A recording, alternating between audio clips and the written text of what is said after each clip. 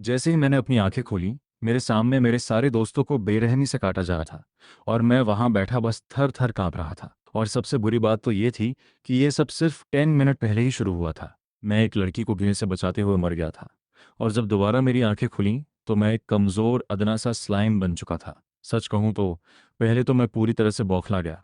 तभी ठीक मेरे सामने एक सिस्टम पैनल पॉपअप हुआ, जिसमें मेरी इन्फो दिखाई दे रही थी। मैं लेवल 1 का एक स्लाइम था और मेरे पास दो स्किल्स थी, बॉडी हिट और कोई अननोन इवोल्यूशन नाम की चीज़। कौतूहलवश मैंने बॉडी हिट पर क्लिक कर दिया, और तभी अचानक मेरा छोटा सा शरीर हवा में उछला और सीधे जाकर एक पेड़ से टकराया। मेरा सिर पागलों की तरह चकराने लगा। धत्त तेरे की, मैं कितना ज़्यादा कमज़ोर था। और मुसीबत तो देखिए, मुझे बहुत ज़्यादा कमज़ोरी महसूस होने लगी। ऐसा लगा कि अगर मैंने जल्द ही कुछ नहीं खाया तो मैं सीधे दम तोड़ दूंगा। इसलिए मैंने ठीक अपने सामने मौजूद घास को चरना शुरू कर दिया। लेकिन जैसे ही मैंने उसे पूरा खाया, मेरा पूरा शरीर अकड़ गया और मुझ पर लकवा सा मार गया। वह घास जहरीली थी। सब कुछ धुंधला होने लगा और चक्कर आने लगे। सोचता हूँ, धिक्कार है, क्या मैं वाकई एक बार फिर मरने वाला हूँ? लेकिन तभी सिस्टम की आवाज़ गूंजी और उसने मुझे बताया कि मैंने इवॉल्व होने की हिडन कंडीशन को पूरा कर लिया है।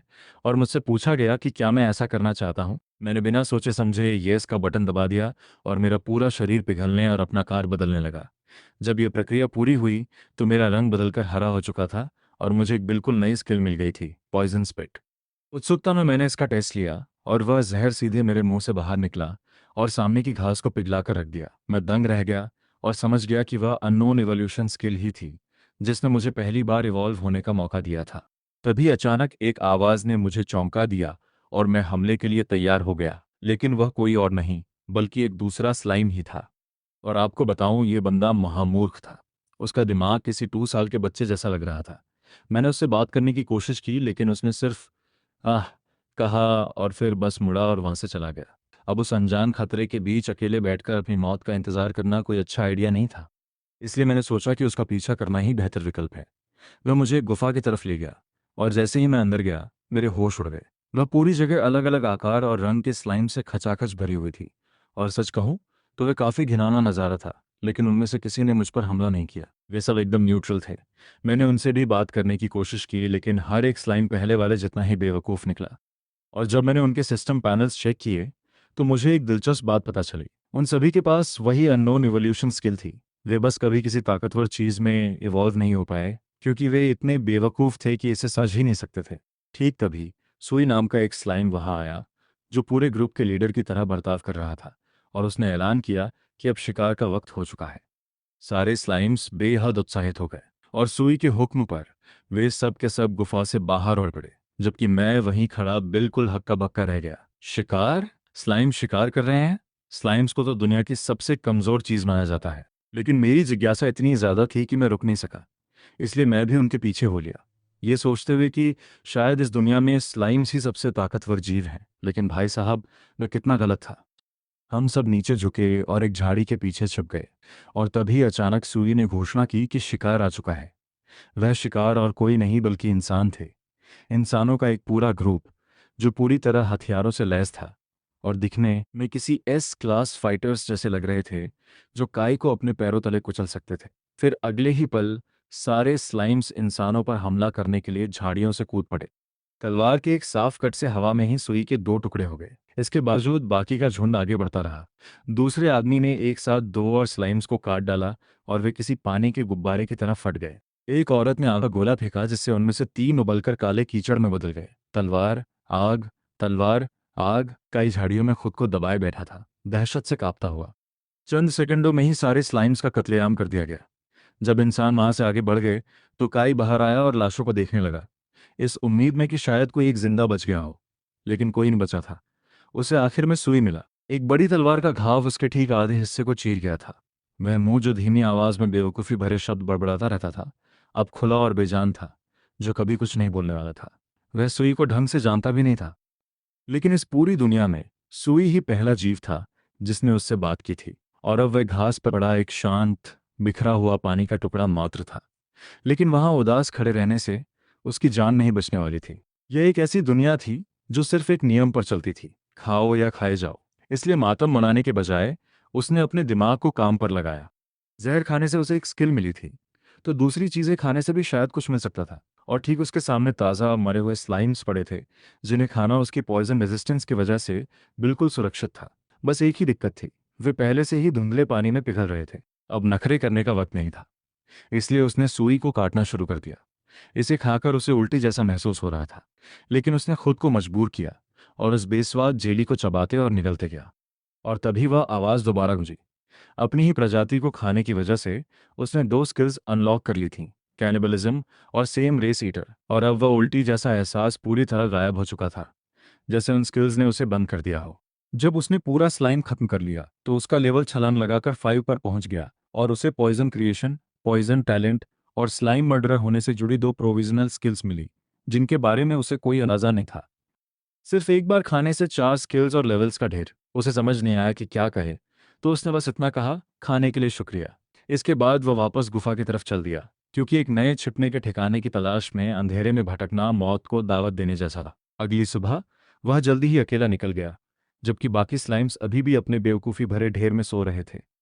जब वह जंगल में फुदक रहा था तो उस आवाज़ ने उसे एक जंप स्किल थमा दी और उसकी छलांगें अब और भी स्मूथ हो गईं। इससे उसे एक काम की बात समझ आई, किसी ऐसी चीज़ के लिए स्किल मिलना जो आप पहले से ही कर सकते हैं, जैसे कूदना, बस आपके एनर्जी कंज्यूम को कम कर देता है। कोई नई पावर नहीं मिलती। उसे अपनी पॉइजन स्लाइम स्किल्स खोने का भी डर सता रहा था, इसलिए वह एक नया रूप चाहता था।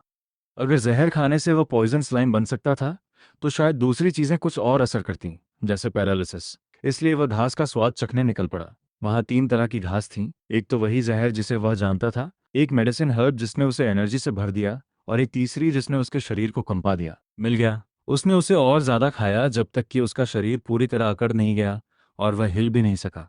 लेकिन इस बार वह होश में था और उस आवाज़ ने उसे एक चॉइस दी। उसने एक नई कंडीशन को क्लियर कर लिया था और अब वह दो में से किसी एक चीज़ में इवॉल्व हो सकता था, पैरालिसिस स्लाइम या न्यू स्लाइम। उसने न्यू स्लाइम को चुना क्योंकि यह सुनने में ही ज़्यादा ताकतवर लग रहा था। नई स्किल्स की बौछार हो गई।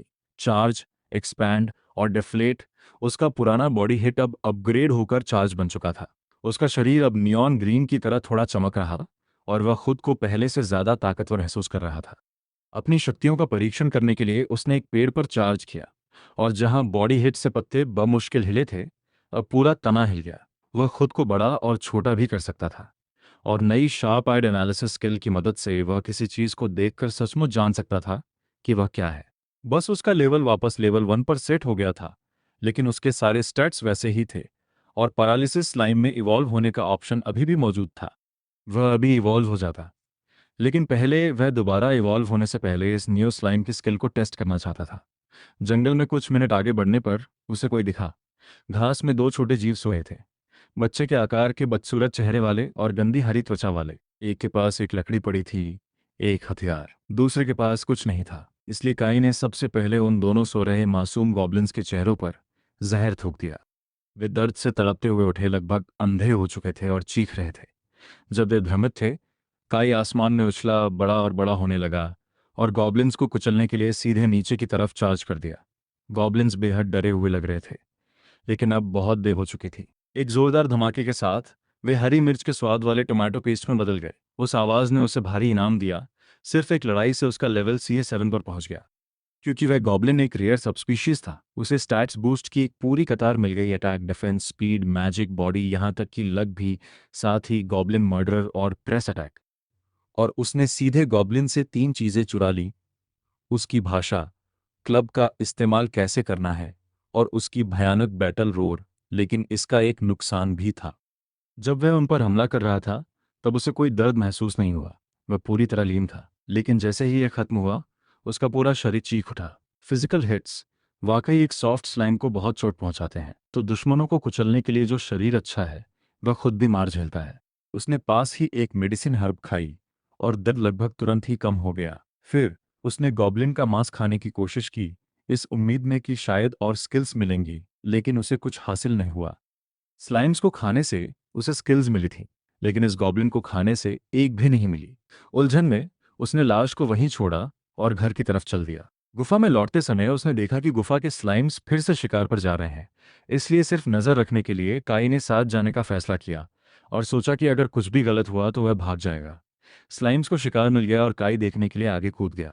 और वे कोई बड़े इंसान भी नहीं थे, वे 2 छोटी लड़कियां थीं। असली बच्चे जो यहाँ जंगल में रास्ता भटक गए थे, उन्होंने स्लाइम्स को देख लिया था, लेकिन वे इतनी डरी हुई थीं कि चीख भी नहीं पा रही थी। वे बस वहीं जम गईं। चांदी जैसे बालों वाली लड़की ऐसा लग रहा था जैसे रोने ही वाली हो, जबकि बड़ी बहन खुद बेहद डरी होने के बावजूद उसके सामने ऐसे खड़ी हो गई जैसे भले ही वह मर जाए, लेकिन अपनी बहन की रक्षा करेगी। और स्लाइम्स बस करीब और करीब उछल रहे थे, उन्हें मारने के लिए उनकी तरफ बढ़ रहे थे। काई तुरंत आसमान में उछला, बड़ा और बड़ा होने लगा और एक जोरदार धमाके के साथ सीधे उन स्लाइम्स पर जा गिरा जो उन बहनों को मारने वाले थे। बाकी के स्लाइम्स बुरी तरह डर गए। फिर बचे हुए स्लाइम्स के लिए काई ने पॉइजन स्पिट का निशाना साधा और उन्हें एक एक करके मार डाला। उनके शरीरों को मक्खन की तरह पिघला दिया। इस कदम की वजह से बाकी सभी स्लाइम्स ने काई को अपना दुश्मन मान लिया और सभी 100 स्लाइम्स उसे मारने के लिए उसकी तरफ लपके। इसलिए काई ने खुद को बच्चों के आगे धकेल दिया और एक दीवार में बदल गया। अपने आकार से 10 गुना बड़ा होकर सूज गया ताकि कोई भी पार न जा सके। वे हर तरफ से उससे टकराए और उसे बमुश्किल ही कुछ महसूस हुआ, जैसे कोई सुइयां चुभा रहा हो। फिर उसने अपना मुंह जितना हो सके उतना बड़ा खोला और उनमें से आधे सीधे अंदर समा गए। वह उन्हें पानी की तरह निगल गया और जैसे ही उसने ऐसा किया उसके अंदर पावर का एक सैलाब उमड़ पड़ा। उन स्लाइम से निकली असली ताकत जिन्हें उसने अभी अभी खाया था। तो ये था उस गॉब्लिन के मांस वाली पहेली का जवाब। खाना काम करता है, बस हर बार नहीं। वह आवाज फिर गूंजी। उसका लेवल एक बार फिर बढ़ गया और उसे लिक्विफिकेशन और सेल्फ लिक्विड मैनिपुलेशन मिल गया। वह खुश हो गया। आखिरकार उसे एक नई स्किल मिल गई थी, लेकिन साथ ही उसे स्लाइम किलर और स्लाइम रेस मर्डरर के टैग्स भी मिल गए। बहुत बढ़िया। इनसे स्लाइम्स के खिलाफ उसके हमले 50% ज़्यादा असरदार हो गए। फिर काई उन बहनों की तरफ मुड़ा और बड़ी बहन अभी भी डिफेंस मोड में थी, अपनी छोटी बहन को बचाने की कोशिश कर रही थी। भले ही काई ने अभी अभी स्लाइम्स की एक पूरी फौज का खात्मा किया था, काई ये दिखाना चाहता था कि वह बेहानिकर है। वह जितना करीब जाता वे उतनी ही ज्यादा डर जाती। इसलिए उसने दो मुलायम टेंटिकल्स उगाए और उनकी तरफ बढ़ाया। उन्होंने अपनी आंखें कसकर बंद कर लीं, यह सोचते हुए कि काई अपने टेंटिकल से उन्हें गीला करने वाला है। लेकिन उसने बस उनके सिरों को धीरे से उनके सिर पर रखा और थपथपाने लगा।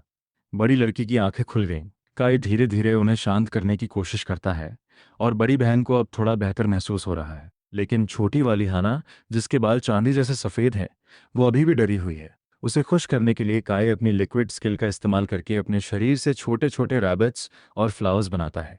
ये देखकर आखिरकार वो भी शांत हो जाती है। फिर काई एक एरो शेप बनाकर उन्हें इशारा करता है और पूछने की कोशिश करता है कि उन्हें कहाँ जाना है। बड़ी बहन समझ जाती है और एक दिशा की ओर इशारा करती है। काई उन दोनों को उठाकर अपने सिर पर बिठा लेता है और अपने टेंटिकल्स को सीट बेल्ट्स की तरह उनके चारों तरफ लपेट देता है। जैसे ही वो छलांग लगाता है, दोनों लड़कियां डर के मारे चिल्लाने लगती हैं। काई चेक करता है कि वो ठीक है या नहीं और फिर से कूदता है। इस बार छोटी हाना हंसने लगती है। वो एक जायंट स्लाइम के ऊपर बैठकर जंगल पार करने का पूरा मजा ले रही है। यहाँ तक कि घबराई हुई बड़ी बहन भी अब रिलैक्स हो गई है। वो रास्ता बताती जाती हैं और जल्द ही एक छोटा सा फार्मिंग विलेज नजर आने लगता है। गांव के दरवाजे पर हथियारों से लैस बड़ों की भीड़ खड़ी है, जो शायद इन खोई हुई लड़कियों को ढूंढ रहे थे। यहाँ काई एक बहुत बड़ी बेवकूफ़ी कर देता है। वो भूल जाता है कि वो एक स्लाइम है। वो धीरे से लड़कियों को जमीन पर उतारता है। कोई उनके नाम पुकारता है, हिमारी और हाना। अगले ही पल वो दौड़कर अपनी माँ के पास चली जाती हैं। तभी एक औरत अपनी बॉ से उस पर एरो चला देती है। काई तुरंत पॉइजन थूक कर उस तीर को पिघला देता है। उस पल उसे एहसास होता है कि वो चाहे जितना भी भला कर ले, इंसानों के लिए वो हमेशा एक मॉन्स्टर ही रहेगा। छोटी हाना दौड़कर उसके सामने आ जाती है और उसे उन बड़ों से बचाने की कोशिश करती है। काई का दिल भर आता है, लेकिन वहां रुकना खतरे से खाली नहीं था। एक टूटी हुई मुस्कान के साथ वो वहां से उड़कर चला जाता है। उसका सीना पत्थर जैसा भारी हो रहा था, लेकिन वो तब तक चलता रहा जब तक उसका शरीर जवाब नहीं दे गया। वो सीधा पीठ के बल गिर पड़ता है और नीले आसमान को निहारने लगता है, जो बिल्कुल उसके घर जैसा लग रहा था। और आखिरकार वही चीज उसे घेर लेती है जिससे वो भाग रहा था, अकेलापन। वो चाहे कितने भी बच्चों को बचा ले, वो उसे हमेशा एक मॉन्स्टर ही समझेंगे। और अगर वो गांव वाले उसे अपना भी लेते तो वो उन पर कभी भरोसा नहीं कर पाता। हमेशा कोई ना कोई इंसान उसे मारने की कोशिश जरूर करता। काई खुद कभी इंसान था, इसलिए वो ये सब अच्छी तरह समझता था। वो तब तक रोता रहा जब तक उसके आंसू खत्म नहीं हो गए। इस अनजान दुनिया में खुद को अकेला पाकर वो कहीं बेहोश हो गया। जब उसकी आंख खुली तो सूरज निकल रहा था। अजीब बात थी कि अब वो ठीक महसूस कर रहा था। उसे समझ आ गया था कि फिलहाल सबसे ज़रूरी चीज़ है ताकतवर बनना। इतना ताकतवर कि कोई इंसान उसे नुकसान पहुंचाने के बारे में सोच भी न सके। वो अपना पैनल खोलता है और पैरालिसिस स्लाइम में इवॉल्व होने का बटन दबा देता है। उसका पूरा शरीर बिखर जाता है और एक नया पीला शरीर सामने आता है। वो पहले से कहीं ज़्यादा स्ट्रांग महसूस कर रहा था और इस फॉर्म में कई स्किल्स लॉक थीं। क्योंकि स्लाइम्स पहले से ही उसके दुश्मन थे। उसने फैसला किया कि वो एक स्लाइम स्लेयर बनेगा। वो वापस उनकी डेन की तरफ निकल पड़ता है। जब वो वहां पहुंचता है तो सारे स्लाइम्स एक ढेर बनकर सो रहे थे। काई अपनी गॉब्लिन रॉ टेस्ट करना चाहता था। वो अपनी पूरी ताकत लगाकर दहाड़ता है। स्लाइम्स जाग तो जाते हैं, लेकिन कोई हमला नहीं करता। इसके बजाय उनमें से कई तो मौके पर ही बेहोश हो जाते हैं। यानी ये रॉ और कन्फ्यूजन पैदा करती है। खैर, उसे अपने अगले कदम में कोई गर्व नहीं था। पहले उसने पैरालिटिक मिस्ट छिड़क कर उन्हें पैरालाइज कर दिया। फिर उसने अपना आकार बड़ा किया और एक जोरदार धमाके के साथ उन्हें कुचलकर थिक स्लाइम पेस्ट बना दिया। उनकी चीखें पूरी गुफा में गूंजने लगीं। बाकी स्लाइम्स डर के मारे भागने लगे, लेकिन काय बार बार उनके ऊपर कूदकर पूरे स्लाइम फैमिली को लिक्विड के ढेर में बदल देता है। तभी सिस्टम से नोटिफिकेशंस की बौछार होने लगती है। उसका लेवल धीरे धीरे नहीं बढ़ा, बल्कि वो सीधे लेवल 14 पर पहुंच गया। नई एबिलिटीज की बाढ़ आ गई। Slide paralysis, liquid body manipulation, spike, throw और विप्लैश। उसे अपने पहले असली टेंटिकल वेपन्स मिले, साथ ही पैरालिटिक पॉइजन वॉमिट और मर्डर टाइटल्स। स्लाइम स्लेयर और सेम रेस किलर विप्लाश किसी भी चीज़ को बड़ी सफाई से काट सकता था। लेकिन सबसे बेहतरीन चीज़ थी जिसे उसने थ्रस्ट कहना शुरू किया। अपने लिक्विड कंट्रोल की मदद से वो एक टेंटिकल को तेज़ी से बाहर निकाल सकता था। उसकी नोक को सुई की तरह नुकीला बनाकर दुश्मन के आर पार कर सकता था, या उसे बिना मारे चोट पहुंचाने के लिए गोल भी कर सकता था। कई उसी देर में सो गया और अगली सुबह पानी टपकने की आवाज़ से उसकी नींद खुली। वो जम्हाई लेते हुए आंखें खोलता है, दोबारा इवॉल्व होने के लिए तैयार, लेकिन तभी वो सन्न रह जाता है। एक स्केलेटन उसे नीचे झुककर घूर रहा था। वो एक पूरा ह्यूमन स्केलेटन था जिसकी हड्डियां म्यूजियम की तरह सफ़ेद थीं। वो बिल्कुल सीधा खड़ा था। जाहिर है उसमें जान नहीं थी, लेकिन फिर भी वो सीधे काय की तरफ देख रहा था। काय को घबराना चाहिए था, लेकिन इससे पहले कि वो कुछ करता, स्केलेटन अचानक जोर जोर से हंसने लगा। उसकी हड्डियां खुशी से खड़खड़ा रही थीं। वो कहता है कि उसे पास में अपने जैसी ही एक आत्मा महसूस हुई थी, इसलिए वो यहाँ खिंचा चला आया। एक स्लाइम को देखकर वो इतना हैरान था कि उसका जबड़ा ही नीचे गिर जाता। कई की मॉन्स्टर इंस्टिंक्ट्स उसे बता रही थी कि यह चीज़ उसे कोई नुकसान नहीं पहुंचाएगी, और आजकल उसकी इंस्टिंक्ट्स काफ़ी तेज़ हो गई थी। इसलिए उसने उन पर भरोसा करने का फैसला किया। फिर स्केलेटन अपना परिचय देता है। वो कहता है कि उसका नाम बुचर है और वो मांस बेचता है। कई उलझन में पड़ जाता है। तभी बुचर अपना एक हड्डी वाला हाथ आगे बढ़ाता है। उसकी हथेली में कच्चे मांस का एक छोटा सा टुकड़ा था, जो अभी भी ऐसे धड़क रहा था जैसे जिंदा हो।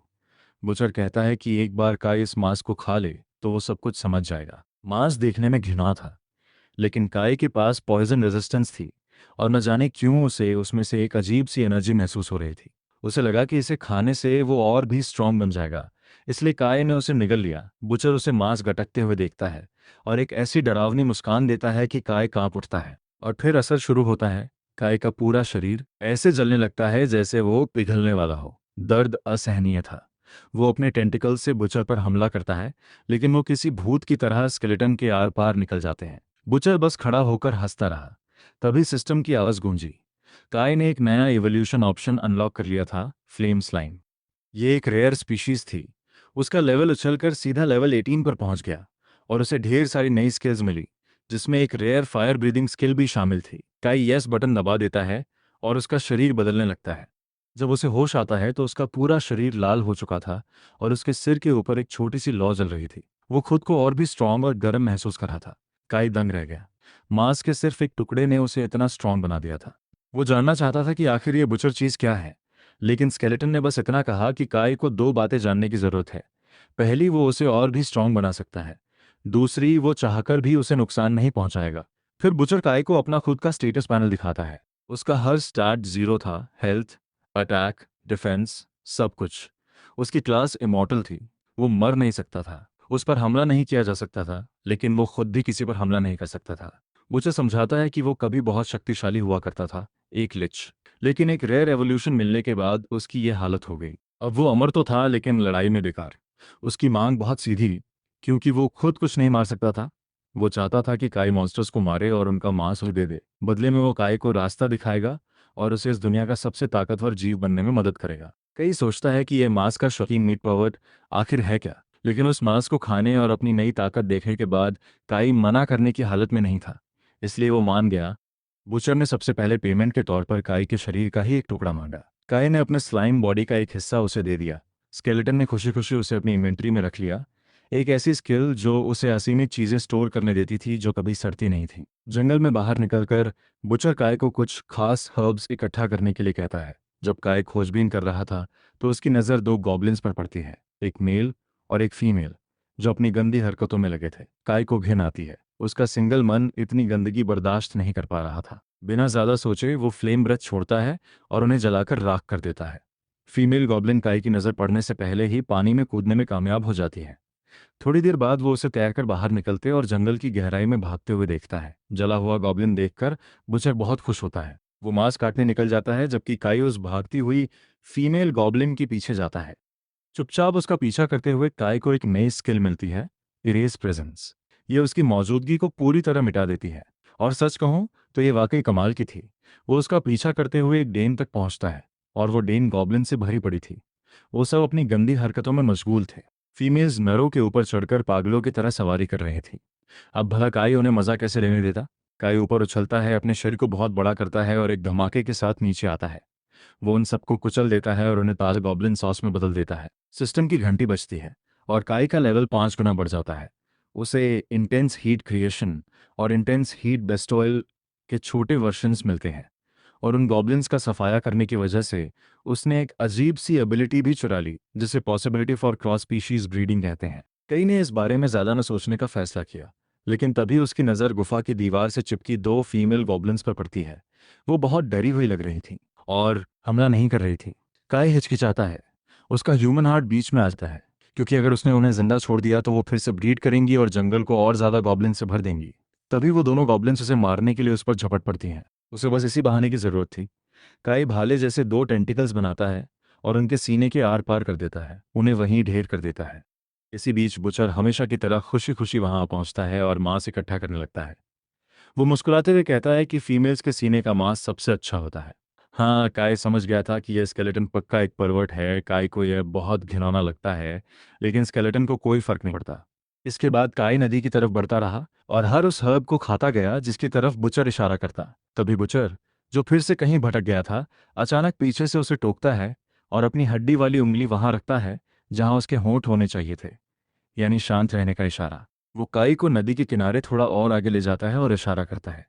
एक रैबिट पानी पी रहा था और उसकी पीठ पर विंग्स थे। बुचर धीरे से फुसफुसाता है कि ये बहुत रेयर है, बहुत तेज है, और इसका मांस इतना कीमती है कि वो काई को और भी स्ट्रांग बना देगा। काई धीरे धीरे आगे बढ़ता है। वो अपनी इरेज प्रेजेंस का इस्तेमाल करता है ताकि रैबिट को उसकी आहट भी न मिले। फिर उसने एक तेज टेंटिकल ताना और सीधे उस रैबिट की तरफ लॉन्च कर दिया, लेकिन रैबिट ने उसे डॉच कर लिया और जंगल की तरफ भागने लगा। तभी पेड़ों के बीच से एक एरो आया। रैबिट ने हवा में ही अपना रास्ता बदला और सीधे काई की तरफ उड़ने लगा। ऐसा लगा जैसे किस्मत भी उसके साथ थी। काई ने अपने स्पीयर टेंटिकल से निशाना साधा और रैबिट के शरीर के आर पार कर दिया, उसे वहीं ढेर कर दिया। बुचर पागलों की तरह तालियां बजाने लगा। तभी काई की नजर नदी में किसी पर पड़ी जो कुछ ढूंढ रही थी। अचानक किसी चीज ने उसे पानी के नीचे खींच लिया। वो डूब रही थी और मदद के लिए चिल्ला रही थी। काई घबरा गया और उसने बुचर पर टेंटिकल तानते हुए पूछा कि ये सब क्या हो रहा है। बुचर ने बताया कि शायद ये एक स्पार्क फिश है, एक रेयर फिश जो हल्का इलेक्ट्रिक करंट पैदा करती है। वो लड़की शायद शॉक की वजह से पैरालाइज हो गई थी और वहीं मर जाती। काई उसे बचाना चाहता था। बुचर ने कहा कि अगर काई उस रेयर फिश को मार दे तो वो इवॉल्व हो सकता है। अब काई के पास कोई और रास्ता नहीं था। वो पानी में कूद गया। उसने पॉइजन स्पिट और फ्लेम ब्रेथ इस्तेमाल करने की कोशिश की, लेकिन पानी के अंदर दोनों बेकार थे। चिढ़कर उसने अपना प्लान बदला। उसने अपने शरीर को बड़ा और बहुत बड़ा करना शुरू किया। फिर उसने छलांग लगाई और जोर से नदी के किनारे पर स्लैम किया। उस इम्पैक्ट से सारा पानी बाहर निकल गया और मछलियां किनारे पर तड़पने लगी। उनमें वो इलेक्ट्रिक वाली मछली भी थी। काय ने एक ईवल मुस्कान दी, पास गया और उसके पेट में वार कर दिया। मरते वक्त उस मछली की आंखों में नफरत थी। तभी सिस्टम पैनल सामने आया। काई ने स्पार्कफिश को हरा दिया था और उसकी एबिलिटी एब्जॉर्ब कर ली थी। उसने एक नई एवोल्यूशन कंडीशन मिनट इलेक्ट्रिफिकेशन भी पूरी कर ली थी। इससे एक और एवोल्यूशन ऑप्शन ट्रिगर हुआ। वो एक कंडीशन पूरी करके स्पार्क स्लाइम बन सकता था, या फिर हर्ब स्लाइम, या फिर कुछ भी नहीं। काई ने हर्ब स्लाइम चुना। उसके लिए हीलिंग सबसे ज़रूरी स्किल थी। ये एक ऐसी स्किल थी जो उसे चोट लगने पर भी ठीक कर सकती थी और आगे बढ़ने की ताकत देती थी। नए स्किल्स की बौछार होने लगी, हर तरह की हीलिंग एबिलिटीज। फिर काई उस लड़की के पास गया जो किनारे पर बेहोश पड़ी थी। उसके अपने ब्लास्ट की वजह से ही वो लड़की किनारे पर आ गिरी थी। वो उसे वहां ऐसे ही नहीं छोड़ सकता था। आसपास मॉन्स्टर्स थे और उसका ज़मीर उसे कचोड़ रहा था। इसलिए उसने उसे केव तक ले जाने का फैसला किया। बुचर वही डरावनी मुस्कान लिए बड़े मजे से रैबिट और मछली का मांस इकट्ठा करने में लगा था। काई सोचने लगा कि इस स्केलेटन के दिमाग में आखिर चल क्या रहा है। काई ने सावधानी से अपने टेंटिकल से उस भी हुई एल्फ को उठाया उसने उसे अपने शरीर के ऊपर टिका लिया ताकि उसे ज़मीन से चोट न लगे, और फिर उसे वहां से ले गया। अब जाकर काई को समझ आया कि वो एंजल रैबिट उसकी तरफ क्यों उड़ा था। उस लड़की के हमले ने उसे डरा दिया था, और उसी घबराहट की वजह से काई उसे मार पाया था। तो उसकी मदद करना अब उसका फर्ज था। केव में पहुंचकर काई ने उसे आराम से नीचे लिटाया। बुचर ने उसे चेक किया और कहा कि वो कुछ देर में खुद ही होश में आ जाएगी। काई ने चैन की सांस ली। स्केलेटन उस पर हंसने लगा। एक स्लाइम को एक इंसान की फिक्र करते देख उसे अपनी जिंदगी का सबसे बड़ा मजाक लग रहा। फिर काई उसके जख्मों को हील करने लगा। उसकी हीलिंग धीरे धीरे असर कर रही थी। लेकिन वो लड़की इतनी थकी हुई थी कि जल्दी जागने वाली नहीं थी। जब वो आराम कर रही थी, काई बाहर पेड़ों पर अपने टेंटिकल्स की प्रैक्टिस करने लगा, कभी स्पीयर शेप में तो कभी विप शेप में।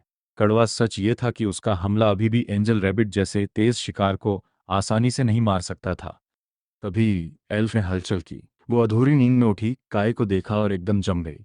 काई ने मुस्कुराते हुए उसे गुड मॉर्निंग कहा, लेकिन उस मुस्कान ने उसे और डरा दिया। वो उस पर पत्थर और कंबल फेंकने लगी, और जब उसने बुचर को देखा तो उसके होश ही उड़ गए और वो फिर से बेहोश हो गई। इस बार काई ने उसके हाथ बांध दिए ताकि बात करने से पहले वो भाग ना सके। कम से कम उसे सब कुछ ठीक से समझाना तो था। उसने बुचर से उससे बात करने को कहा, क्योंकि बुचर इंसानी भाषा बोल सकता था। जब वो जागी और खुद को बंधा हुआ देखा तो फिर घबरा गई। लेकिन बुचर ने फौरन सब समझाया और उसे शांत होने को कहा। उसने कहा कि उन दोनों का इरादा उसे चोट पहुंचाना नहीं है। पहले तो उसे यकीन नहीं हुआ। फिर बुचर ने उसे अपना जीरो स्टैट पैनल दिखाया। उसे देखकर वो थोड़ी शांत हुई, क्योंकि उसे समझ आ गया कि ये स्केलेटन उसे मार नहीं सकता। फिर उसने पूरी कहानी सुनी, कैसे काई ने उसे बचाया और मदद के लिए यहाँ लाया। जब उसे सब समझ आया तो वो आखिरकार रिलैक्स हुई। फिर वो काई के पास एक प्यारी सी मुस्कान के साथ आई और धीरे से पूछा कि क्या उसने ही उसकी जान बचाई है। काई कहता है, हाँ, मैंने ही बचाया। काई हैरान था, क्योंकि वो उसकी भाषा समझ रही थी। उसे कितना अच्छा लग रहा था, ये वो शब्दों में बयान नहीं कर सकता था। इतने समय तक अकेले रहने के बाद किसी से बात करना एक सुकून जैसा था। पर तभी उसने उसके नुकीले कान देखे। वो एक एल्फ थी, जो और भी अजीब बात थी। वो उसे कैसे समझ पा रहा था? बुचर ने इसका अंदाजा लगा लिया। उसने कहा कि शायद ये एक हाफ एल्फ है और एल्व्स मॉन्स्टर्स की भाषा समझ सकते हैं। इसी वजह से वो काय को समझ पा रही थी। मीरा ने हैरानी से पूछा कि काय ने उसे क्यों बचाया। मॉन्स्टर्स आमतौर पर इंसानों को बिना किसी नेक मकसद के नहीं बचाते। काय ने ईमानदारी से जवाब दिया। वो सोचता है कि बस उसका मन किया। उसका दिल एक इंसान का था, और अगर वो उसे मरने के लिए छोड़ देता तो उसे नींद नहीं आती। मीरा ने लंबी सांस ली, उसका शुक्रिया अदा किया और अपना नाम बताया, मीरा। उसने ये भी बताया कि वो उससे बात कैसे कर पा रही है। उसके पास ऑल रेस लैंग्वेज नाम की एक स्किल थी। पर बुचर दूसरी बात को लेकर उलझन में था। कई दूसरी रेसेस को कैसे समझ पा रहा था। बुचर ने समझाया कि ऐसा तभी होता है जब कोई हायर बीइंग किसी मॉन्स्टर के रूप में रीइंकारनेट होता है। काई सामने रह गया, क्योंकि उसके साथ बिल्कुल यही हुआ था। पर बुचर इतना बेवकूफ था कि वो ये बात पकड़ नहीं पाया।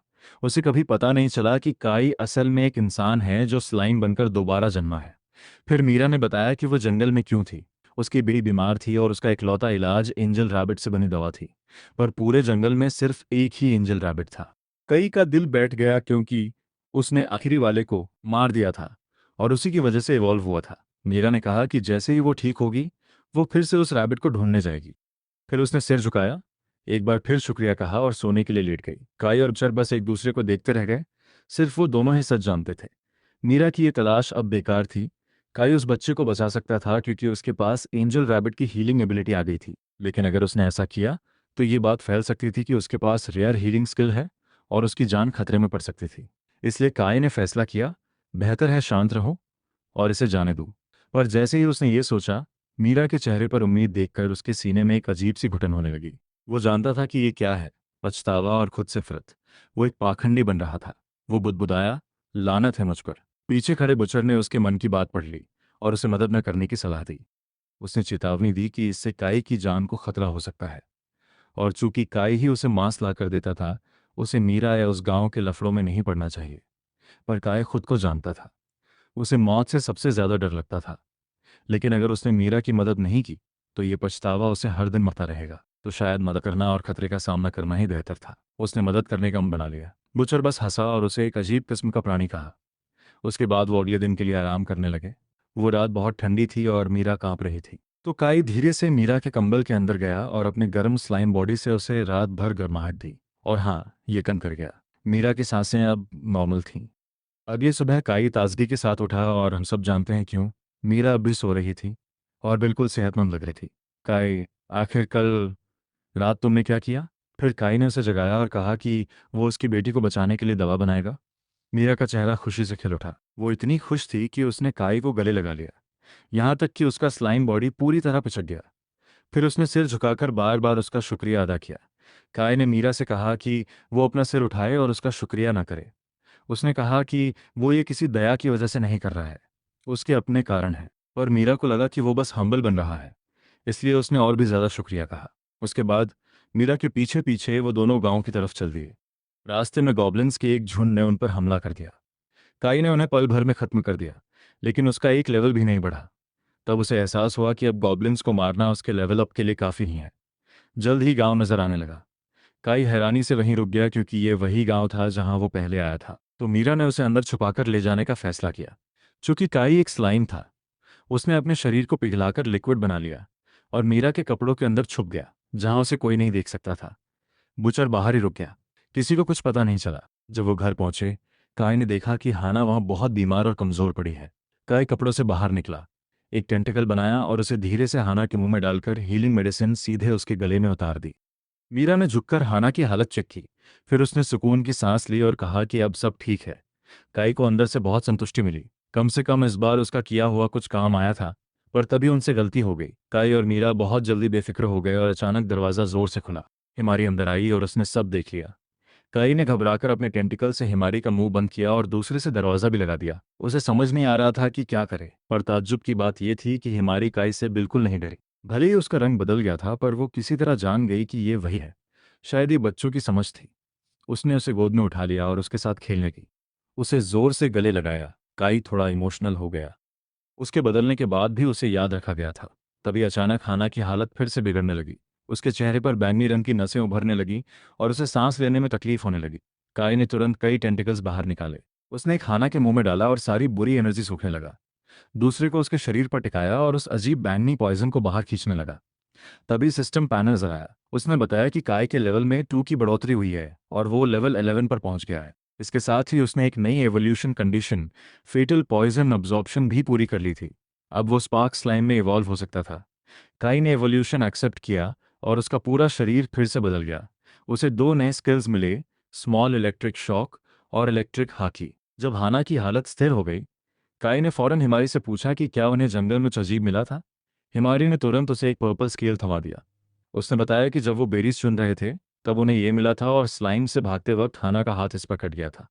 काय ने फौरन बुचर को बुलाया। जैसे ही बुचर ने उस स्केल को देखा, उसे फौरन समझ आ गया कि वो क्या है। वह किसी वाइपर की वजह से हुआ था, जो एक बी रैंक मॉन्स्टर था। कई को तुरंत ही कुछ बुरा होने का एहसास हो गया, लेकिन वह कसाई जाहिर है अपनी आदत से मजबूर होकर मुस्कुराया और कहने लगा कि अगर काय उस वाइपर को मार देता है तो उसे एक रेयर एवोल्यूशन मिल सकता है। लेकिन काय साफ साफ सच देख पा रहा था। उस कसाई को वास्तव में एवोल्यूशन से कोई लेना देना नहीं था। उस कमीने को तो बस उस वाइपर का मांस चाहिए था। अब एक बड़ा सवाल बाकी था। आखिर वे लड़कियां पहली बार में उस खतरनाक जंगल में गई ही क्यों थीं? कोई भी बच्चा बिना किसी वजह के ऐसी जगह नहीं भटकेगा। इसलिए काय ने मीरा से कहकर हिमारी से प्यार से पूछवाया, लेकिन हिमारी ने बस अपना मुंह फेर लिया और कहा कि ये एक सीक्रेट है। कई की बात बनती नहीं दिख रही थी, इसलिए उसने अपना प्लान बदल दिया। उसने मीरा को एक ट्रांसलेटर की तरह इस्तेमाल करके सीधे हिमारी से बात की। एक छोटा बच्चा किसी बड़े इंसान के मुकाबले उस पर ज्यादा भरोसा करेगा। तो काई ने सीधे सरल सवाल पूछना शुरू किया, क्या वह सरप्राइज किसी के लिए था? हिमारी अचानक शांत हो गई, क्योंकि वह समझ गई थी कि वह पहले ही बहुत कुछ बोल चुकी है। फिर काय ने पूछा कि क्या ये कोई ऐसी चीज थी जो सिर्फ जंगल में ही मिल सकती थी? हिमारी ने अभी भी कोई जवाब नहीं दिया, लेकिन उसके चेहरे ने सब कुछ बयां कर दिया। इसके बाद काय ने पूछा कि वह बस उसे क्यों नहीं बता देती कि उसे क्या चाहिए। अगर उसे जंगल से कुछ चाहिए तो वह उसके लिए ला सकता है। ये सुनते ही हिमारी की आंखें चमक उठी, इससे पहले कि वह इसे छुपा पाती। कई को एक बच्चे को इस तरह अपनी बातों में फंसाने के लिए थोड़ा बुरा लगा, लेकिन वैसे भी वह उस वाइपर को मारने के लिए जंगल में जा ही रहा था, तो रास्ते में कुछ उठा लाना कोई बड़ी बात नहीं थी। आखिरकार हिमारी थोड़ा करीब झुकी और फुसफुसाते हुए सच बता दिया। वह सरप्राइज उसकी माँ के लिए था। यही वजह थी कि हिमारी खुद मीरा से पूछने के बजाय सीधे काय के पास आई थी।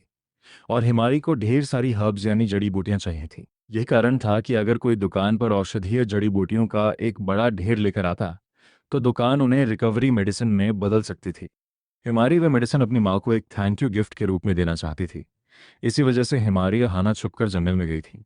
वे अपनी माँ के लिए हीलिंग हर्ब्स इकट्ठा करना चाहती थीं, लेकिन गांव के आसपास की जड़ी बूटियां हमेशा पूरी तरह से चुन ली जाती थीं। इसलिए वे जंगल के खतरनाक हिस्से में और गहरे चली गईं। वही वह जगह थी जहां वाइपर के स्केल यानी उसकी केंचुल से हाना का हाथ कट गया था। कई ने जल्दी ही एक आसान हल ढूंढ निकाला। उसने हिमारी से अपनी आंखें बंद करने को कहा। हिमारी ने उस पर भरोसा किया और तुरंत अपने दोनों हाथों से अपनी आंखें ढक लीं।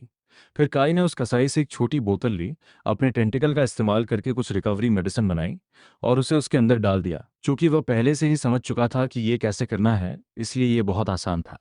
जब हिमारी ने अपनी आंखें खोलीं, तो काई ने वह मेडिसिन उसे थमा दी। जैसे ही उसने उसे देखा, उसका चेहरा खिल उठा और वह खुशी से कूदने लगी। इसके बाद मीरा ने काई को बताया कि हिमारी ने वादा किया है कि वह फिर कभी छुपकर जंगल में नहीं जाएगी। उसने ये भी कहा कि हाना के ठीक होने के बाद वह हाना से भी यही बात कहेगी। अब सिर्फ एक ही समस्या बची थी, वह वाइपर। कई ने तुरंत ही इससे निपटने का फैसला किया। वह उस वाइपर का शिकार करना, इवॉल्व होना और साथ ही गांव की रक्षा करना चाहता था। लेकिन जब काय जाने वाला था, हिमारी ने उसे पकड़ लिया और रोने लगी। उसने उससे न जाने की भीख मांगी और कहा कि वह भी उसके साथ आना चाहती है। काय ने उससे वादा किया कि वह वापस आएगा। इस बात ने आखिरकार उसे शांत कर दिया। फिर उन्होंने अपने टेंटिकल को उसके हाथों से टकराकर एक छोटा सा वादा किया। इसके बाद काई और वह कसाई वाइपर को ट्रैक करने के लिए निकल पड़े। वह रास्ता उन्हें एक बेहद डरावनी जगह पर ले गया। हर तरफ पेड़ टूटे हुए थे और जमीन काली पड़ चुकी थी, क्योंकि वाइपर का जहर धरती में पिघल चुका था। ये देखकर काई को अंदाजा हुआ कि हाना जिंदा बचकर बेहद किस्मत वाली रही। उसके पास जरूर थोड़ी बहुत पॉइजन रेजिस्टेंस रही होगी। वे वाइपर के स्केल्स का पीछा करते रहे, लेकिन अचानक रास्ता खत्म हो गया। वह वाइपर जमीन के अंदर जा चुका था। तभी उस कसाई ने लापरवाही से एक जरूरी बात बताई। उस वाइपर के मांस में एक ऐसी गंध थी जो मॉन्स्टर्स को अपनी तरफ आकर्षित करती थी। काई तुरंत ही असली सच समझ गया। उस कसाई ने पहले भी उस गन का इस्तेमाल किया होगा। इसका मतलब था कि वह एंजल रैबिट वहां अचानक प्रकट नहीं हुआ था। उस कसाई ने शायद काई को खुले में आने पर मजबूर करने के लिए, उसे वहां लुभाने के लिए बेट यानी चारे का इस्तेमाल किया था। कई ने उसे इस बात के लिए टोका, लेकिन बहुत हल्के से, क्योंकि यह उससे लड़ने का समय नहीं था। उन्हें अभी भी एक वाइपर को मारना था, इसलिए उन्होंने चारा डाल दिया। सबसे पहले एक गॉब्लिन दिखाई दिया। कसाई ने उस गंध को गॉब्लिन की तरफ और जंगल में गहराई की ओर स्प्रे कर दिया। जल्द ही पेड़ों से एक जोरदार सरसराहट की आवाज आई। फिर एक विशालकाय सांप बाहर निकला। वह साफ तौर पर गॉब्लिन से कहीं ज्यादा ताकतवर था। एक ही बाइट में उस वाइपर ने पूरे गॉब्लिन को जिंदा निकल लिया। काई ने तुरंत हमला कर दिया। उसने उस पर भाले जैसे टेंटिकल्स दागे जो जहर और पैरालिसिस से भरे थे, लेकिन वाइपर ने बड़ी आसानी से चकमा दे दिया। फिर वाइपर ने पलटवार किया। उसने अपनी पूंछ को एक कोड़े की तरह घुमाया, जबकि उसका सिर और ऊपरी शरीर बमुश्किल ही हिला। काई ने अपने शरीर को चपटा करके और जमीन में पिघलकर खुद को बचाया। इसके बाद वे एक गतिरोध में फंस गए। काई एक मध्यम दूरी पर ना रहा। वाइपर की पूंछ उस तक नहीं पहुंच सकती थी, लेकिन काई भी वाइपर तक नहीं पहुंच पा रहा था। काई ने जहर थूका, वाइपर ने भी जहर थूका। दोनों जहर हवा में टकराए, लेकिन काई का जहर पहले गायब हो गया। वाइपर का जहर ज्यादा ताकतवर था। काय धीरे धीरे हार रहा था। वह न तो करीब जा पा रहा था और न ही दूर जीत पा रहा था। फिर उसे एक बात का एहसास हुआ। वह वाइपर पूरी तरह से अंधेरे में जमीन के नीचे रहता था। इसका मतलब था कि वह शायद देखने के लिए अपनी आंखों का इस्तेमाल नहीं करता था।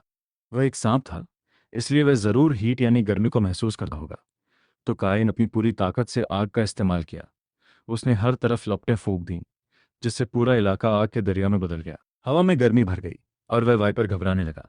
काई तुरंत समझ गया, आग ही उसकी कमजोरी थी।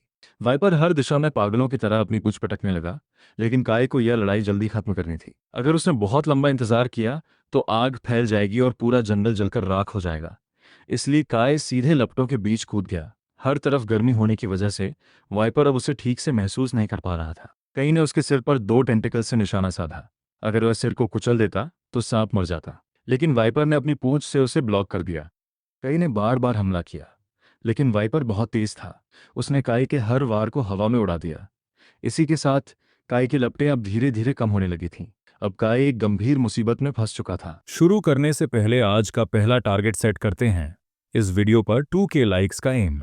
अगर आपको ये जर्नी पसंद आ रही है, अगर हर एपिसोड आपको फील होता है, तो लाइक बटन दबाओ और 2K का टारगेट मिलकर कंप्लीट करते हैं। आपका एक लाइक सिर्फ बटन नहीं, ये प्रूफ है कि आप इस स्टोरी का पार्ट हो। चैनल को सब्सक्राइब करके बेल ऑन कर दो, ताकि हर नया एपिसोड, हर नया ट्विस्ट सबसे पहले आप तक आए। और हाँ, आज का सबसे इंपॉर्टेंट मिशन। हर इंसान एक वीडियो को 3 टाइम्स हाइप कर सकता है, तो अभी के अभी 3/3 हाइप पॉइंट्स कंप्लीट करो। ये सिर्फ नंबर्स नहीं हैं, ये डिसाइड करेगा कि नेक्स्ट एपिसोड फुल पावर के साथ आएगा या नहीं। इतनी मेहनत और टाइम लगता है हर एपिसोड में। अगर सपोर्ट स्ट्रांग रहा तो सीरीज और भी इंटेंस होगी, लेकिन अगर रिस्पॉन्स वीक रहा तो शायद ये जर्नी यहीं रुक सकती है, या फिर आगे सिर्फ मेंबर्स के लिए कंटिन्यू होगी। डिसीजन आपके हाथ में है। 2K लाइक सेम कंप्लीट करो, 3/3 हाइप फिनिश करो, लाइक और सब्सक्राइब करो, और कमेंट में लिखो मिशन कंप्लीट। ये सिर्फ चैनल नहीं, हमारी कम्युनिटी का पावर मोमेंट है।